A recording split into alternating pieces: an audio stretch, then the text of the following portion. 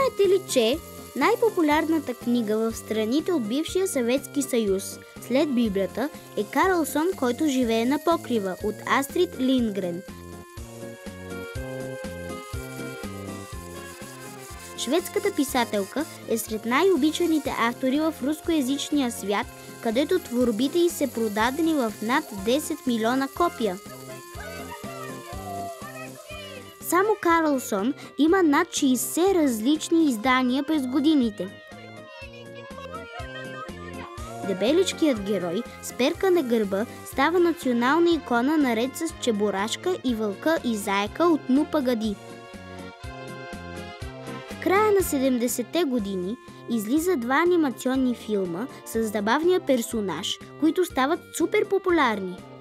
Приключенията му се превръщат и в поредица от книжки с комикси, появяват се дори матрьошки с неговия образ.